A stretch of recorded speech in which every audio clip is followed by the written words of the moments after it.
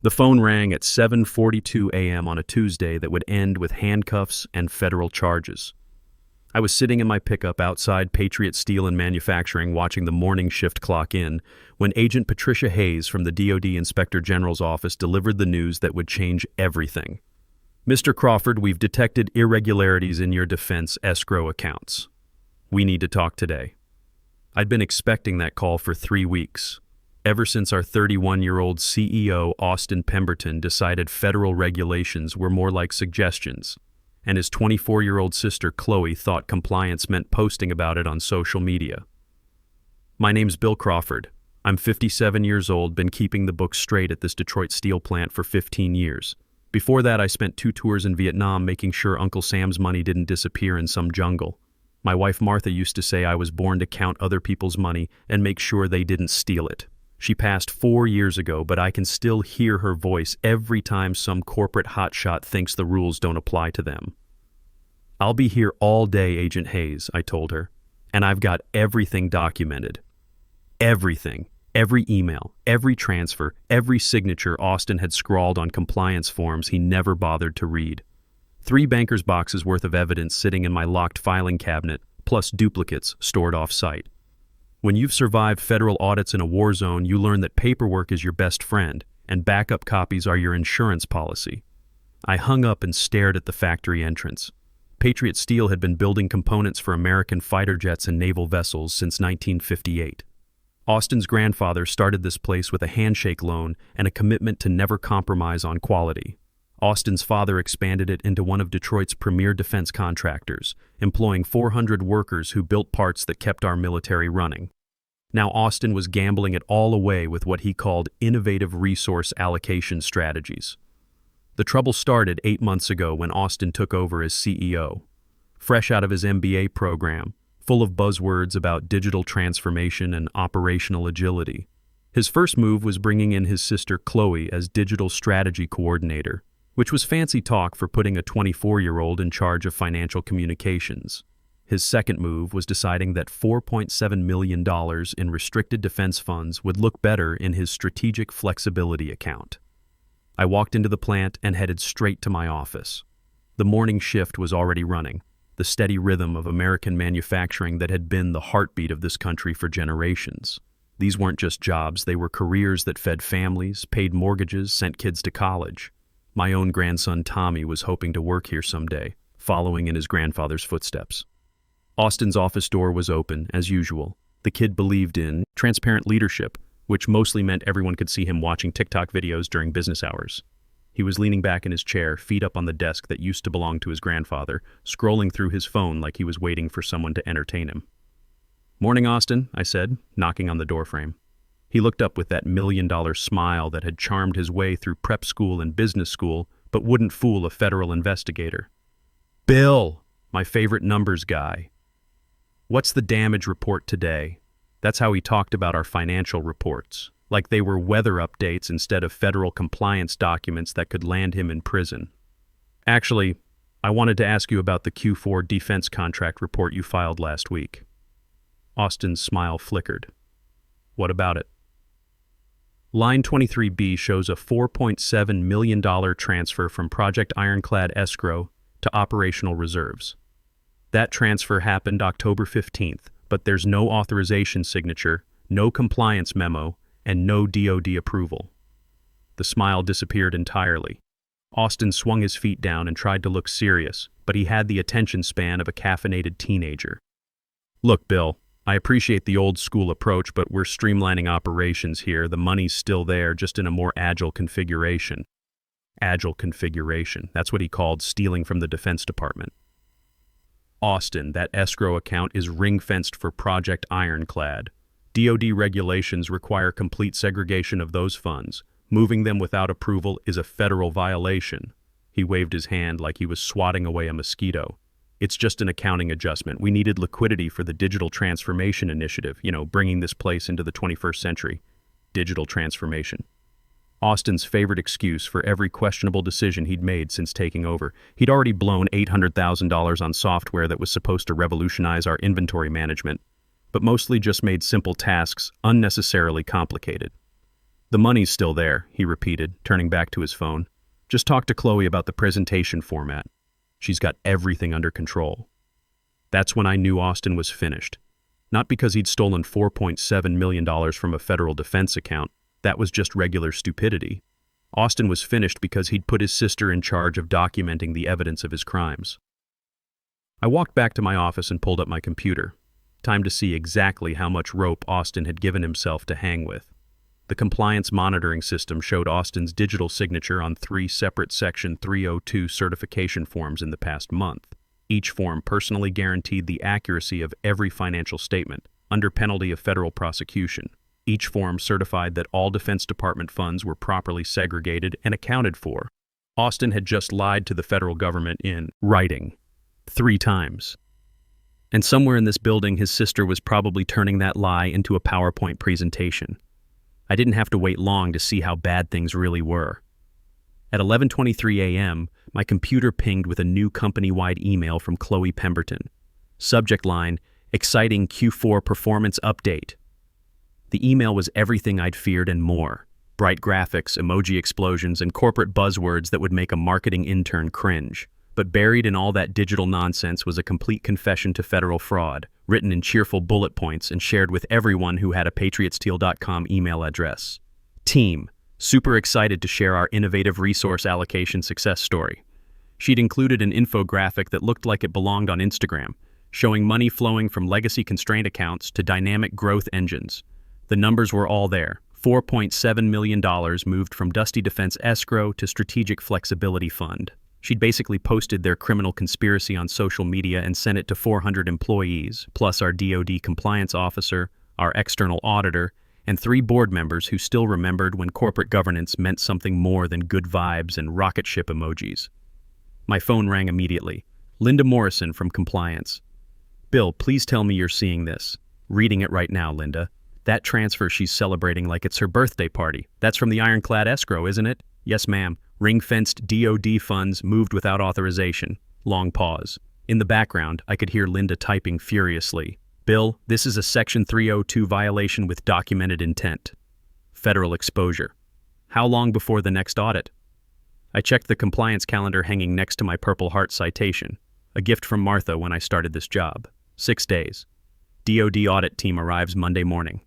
Sweet Jesus. I understood the sentiment. When federal auditors find a $4.7 million discrepancy in defense contractor accounts, they don't just write it up as a finding, they write it up as a criminal referral.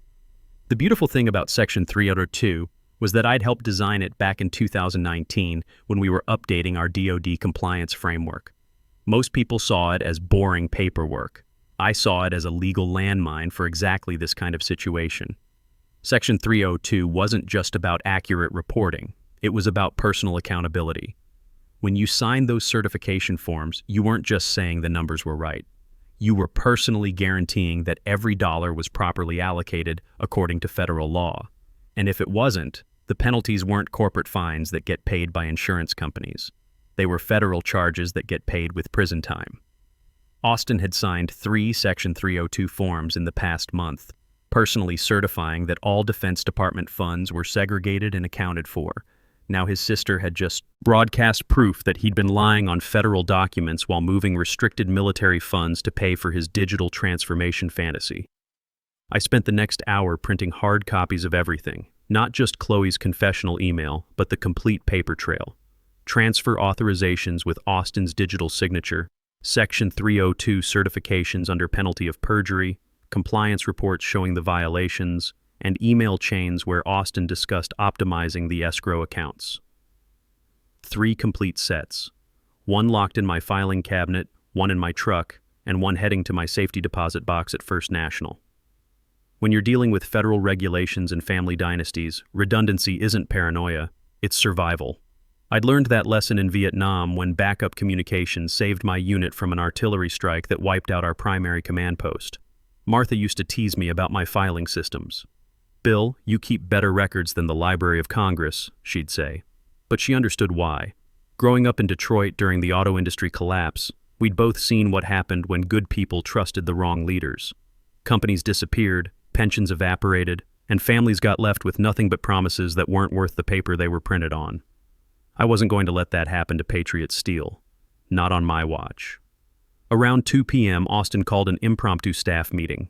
Probably wanted to do damage control after his sister's email had half the company asking questions about money they didn't know was missing. He stood at the front of our main conference room, wearing a $500 suit that cost more than most of our welders made in a week, trying to explain strategic resource optimization to people who built fighter jet components with their hands.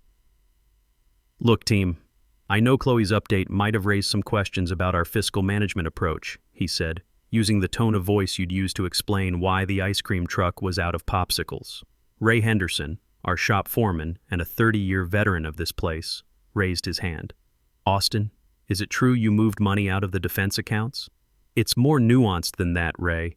We're maximizing liquidity across our operational portfolio." Ray looked confused. Most of the room looked confused. When you've spent your career building things that protect American soldiers, corporate doublespeak doesn't translate well. "But the money's still there, right?" asked Janet Torres from Quality Control. "For the workers' pension contributions?" Austin hesitated just long enough for everyone to notice. "Of course. We're just using more flexible accounting structures." That's when I knew the dominoes were about to fall. Austin wasn't just stealing from the Defense Department. He was gambling with his own employees' futures, and he was too arrogant to realize he'd already lost the bet. My phone buzzed with a text message. "Agent Hayes, can you meet at 4 p.m., Federal Building downtown? Bring documentation." I texted back, "On my way. Time to show the federal government exactly what Austin Pemberton had been doing with their money." The Federal Building in downtown Detroit looked like it was built to intimidate people, and it worked. Gray concrete, small windows, and the kind of security that made you remember this was where serious business got handled. I walked through the metal detectors carrying a briefcase that contained 15 years of meticulous record-keeping and enough evidence to put Austin Pemberton in federal prison. Agent Patricia Hayes was exactly what you'd expect from a DOD investigator. Sharp suit, sharper eyes, and the no-nonsense demeanor of someone who'd spent years dealing with people who thought they were smarter than federal law. She led me to a conference room that smelled like coffee and consequences. "Mr. Crawford, thank you for coming in. I understand you've been tracking some irregularities at Patriot Steel." "Yes, ma'am. And before we start, I want you to know I've got complete documentation going back to when Austin Pemberton first started making changes." I opened my briefcase and began laying out the evidence like I was setting up a military briefing. Martha always said I had a gift for organization, probably came from years of keeping supply manifests straight in Vietnam, where a missing decimal point could mean soldiers going without ammunition. First, the Section 302 certification forms, with Austin's digital signatures dated and time-stamped. Agent Hayes examined each one carefully. He personally certified the accuracy of these financial statements 3 times in the past month. Each form carries federal criminal penalties for false statements. Next, the transfer authorizations showing the $4.7 million movement from Project Ironclad escrow to Austin's strategic flexibility account. The timestamps showed the transfers happened within 48 hours of Austin signing the compliance certifications, so he moved restricted defense funds immediately after certifying they were properly segregated, Agent Hayes noted, making notes in a file that was getting thicker by the minute. "Yes, ma'am. And here's the documentation trail showing his sister broadcast the details to the entire company." I handed over printed copies of Chloe's email, complete with her cheerful infographics celebrating the resource reallocation success. Agent Hayes read it twice, then looked up with an expression I recognized from my military days, the look of someone who'd just realized the enemy had walked into a perfectly laid ambush. "Mr. Crawford, in your professional opinion, did Mr. Pemberton understand the legal requirements he was certifying?" "Agent Hayes, I wrote the training materials for Section 302 compliance when we updated our procedures in 2019. Austin attended the mandatory training sessions. He signed acknowledgement forms confirming he understood the personal liability involved." I pulled out another folder, training records, attendance sheets, and Austin's signature on documents titled Personal Criminal Liability under Federal Compliance Regulations. He knew exactly what he was signing, I continued, and he did it anyway. Agent Hayes leaned back in her chair. "Mr. Crawford, I have to ask, why didn't you stop this before it got to federal investigation level?" That was the question I'd been expecting. The one that got to the heart of what this was really about. "Agent Hayes, I tried the proper channels first. I flagged the discrepancies to our legal department. No response. I reported concerns to HR. They told me it was just budget season stress. I even sent compliance warnings to our external auditors. I showed her the email trail. Warnings ignored, concerns dismissed, and a systematic pattern of Austin's people freezing out anyone who questioned his innovative approaches. Austin wasn't just breaking federal law, I said. He was dismantling every safeguard I'd spent 15 years building to protect this company and its workers. When you're dealing with someone who thinks regulations are suggestions, sometimes you have to let them hang themselves with their own rope. Agent Hayes nodded slowly. And the Section 302 clause was the rope. Yes, ma'am. I helped design it specifically to catch this kind of fraud. Austin triggered automatic federal enforcement the moment he certified false statements about restricted defense funds. She closed the file and looked at me directly. Mr. Crawford, this is one of the most thoroughly documented compliance violations I've seen in 20 years of federal investigation work. Your records are going to make prosecution very straightforward. That was the idea, Agent Hayes. As I walked back to my truck, Detroit's afternoon skyline reminded me why this mattered. This city had been built by people who understood that integrity wasn't negotiable. Assembly line workers, steel workers, and veterans who came home and built the industrial backbone of America. Austin represented everything that was wrong with modern corporate culture. Entitlement without accountability, innovation without ethics, and profits without principles. My phone rang as I reached the parking garage. Unknown number. Mr. Crawford, this is Rebecca Shaw, reporter for the Detroit Free Press. I understand there's been some kind of federal investigation launched at Patriot Steel. Would you be available for comment? Word was already getting out. In a city like Detroit, where manufacturing jobs were sacred and corporate scandals hit close to home, this story would spread fast. No comment at this time, I said, but you might want to check the federal court filings tomorrow morning. I hung up and sat in my truck for a moment, looking back at the federal building. Inside that gray concrete fortress, the wheels of justice were turning with the inexorable precision of a well-maintained machine. Austin had no idea what was coming, but I did. Tomorrow morning, federal agents would arrive at Patriot Steel with search warrants and seizure orders. Austin's computers would be confiscated, his accounts frozen, and his future reduced to whatever deal his lawyers could negotiate with prosecutors who now had overwhelming evidence of deliberate federal fraud. The trap was set. All that remained was watching it spring shut. The federal agents arrived at Patriot Steel at exactly 8:00 a.m. Wednesday morning, 3 black SUVs rolling into our parking lot like a military convoy. I was already at my desk, coffee in hand, watching through my office window as Agent Hayes stepped out with a team of investigators and a stack of search warrants thick enough to choke a horse. Austin's BMW was in its usual spot, the one marked CEO that his grandfather had never needed because everyone knew who was in charge just by watching him work. Today, that parking space was about to become evidence in a federal fraud case.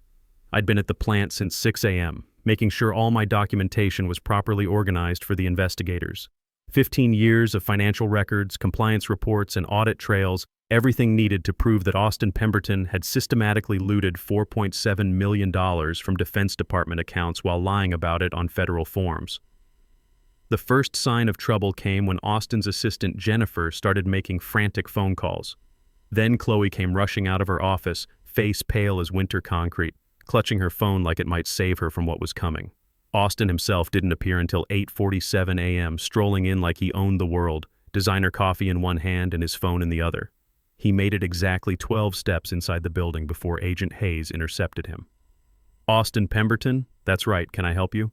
Agent Patricia Hayes, DOD Inspector General. We have federal search warrants for these premises and seizure orders for specific financial accounts. I watched Austin's face cycle through confusion, irritation, and finally the first cold touch of fear as Agent Hayes handed him the paperwork. He stood there in his $500 suit, reading legal documents that spelled out exactly how thoroughly he'd destroyed his own life. "This is ridiculous," Austin said, his voice already starting to crack. "There must be some mistake." "No mistake, Mr. Pemberton. We're investigating violations of federal compliance regulations, specifically false certification under Section 302 of the Sarbanes-Oxley Act." That's when Austin looked around the room and spotted me. Our eyes met across the shop floor, and I saw the exact moment he realized this wasn't some random audit or bureaucratic mix-up. This was deliberate, this was personal, and this was over. "You did this," he said, pointing at me like I was some kind of traitor instead of the guy who'd been trying to keep him out of federal prison for months. "No, Austin," I replied, walking over to join the conversation. "You did this, I just documented it." Agent Hayes looked between us. "Mr. Crawford, we'll need you to walk us through the financial systems and show us where the relevant documents are stored." "Happy to help, Agent Hayes. I've got everything organized by date and violation type." The next 6 hours were a masterclass in federal investigation efficiency. Agents seized Austin's computer, Chloe's laptop, and every server that contained financial records. They photographed documents, copied hard drives, and interviewed employees who had witnessed Austin's increasingly desperate attempts to move money around like he was playing some kind of corporate shell game. The most beautiful moment came when they found Austin's signed training acknowledgments from 2019, the documents where he'd confirmed understanding that Section 3002 violations carried personal criminal liability. Agent Hayes held up the papers like a prosecutor presenting evidence to a jury. "Mr. Pemberton, is this your signature acknowledging personal responsibility for compliance certification accuracy?" Austin's lawyer, who'd arrived around noon looking like he'd rather be anywhere else, put his hand on Austin's shoulder. "Don't answer that." But the damage was already done. The paper trail was complete, the evidence overwhelming, and Austin's future reduced to whatever plea bargain his legal team could negotiate. By 4 p.m., the federal agents had what they needed. Austin's accounts were frozen, his computers confiscated, and his access to company systems terminated. Chloe was facing charges as an accomplice for her role in documenting and distributing evidence of the fraud. The board of directors called an emergency meeting that evening. Austin's father, who'd built this company into a premier defense contractor, sat at the head of the conference table looking like he'd aged 10 years in one day. "Bill," he said, his voice heavy with regret and exhaustion, "I owe you an apology. You tried to warn us, and we didn't listen. Mr. Pemberton, I just did my job. No, you did more than that. You saved this company." 3 months later, the resolution was everything I'd hoped for and more. Austin pleaded guilty to federal fraud charges and got 18 months in prison plus a lifetime ban from defense contractor work. Chloe received probation and community service, along with a very expensive education about the difference between social media marketing and federal evidence. The $4.7 million was recovered with penalties, and Patriot Steel's defense contracts were preserved under new management. The board offered me the permanent CFO position, which I accepted with the understanding that we'd run this company the way Austin's grandfather intended, with integrity, accountability, and respect for the people who built America's defense capabilities. On my first day as CFO, I found a note on my desk from the workers on the shop floor. "Thanks for keeping our jobs safe, Bill. Martha would be proud. She would have been." My wife always said the best revenge wasn't getting even. It was doing the right thing and letting the system handle the rest. Sometimes the old ways are still the best ways. Sometimes experience beats innovation, and sometimes, when entitled kids think they can steal from the Defense Department, all it takes is one old soldier with good records and a long memory to remind them that actions have consequences. The paperwork doesn't lie, and it doesn't forget. Neither do I.